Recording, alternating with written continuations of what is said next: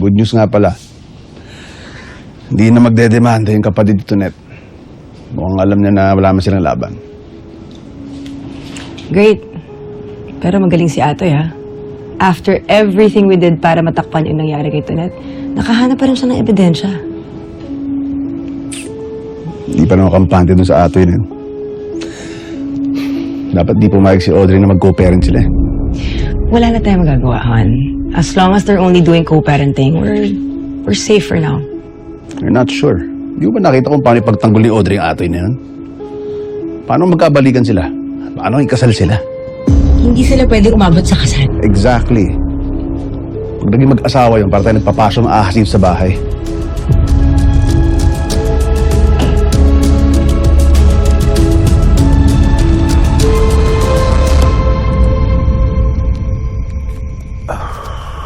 Anong ginagawa mo dito?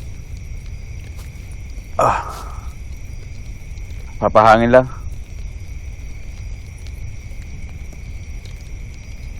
Same.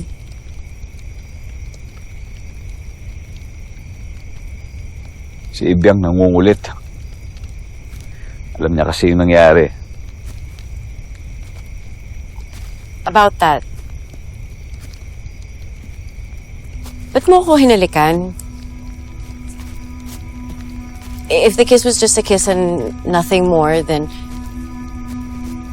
kalimutan na lang natin. Hindi wala lang sa akin yon. Ikaw, wala lang ba sa'yo yon? I just want to make sure that it was real. I don't want to play games, Atoy. Gusto ko mabuo tayo para kay Janine. Ako rin. Yan din ang gusto ko. Gusto ko magkabalikan tayo. Pero paano yung pamilya mo? Ano si Red? Wala akong pakialam sa kanya.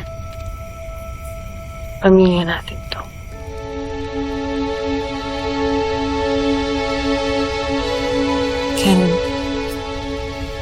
Can we try to make this work?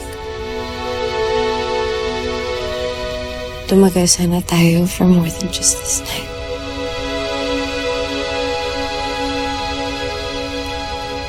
Game ako dyan. Gawin natin to ng tama. Para sa pamilya natin.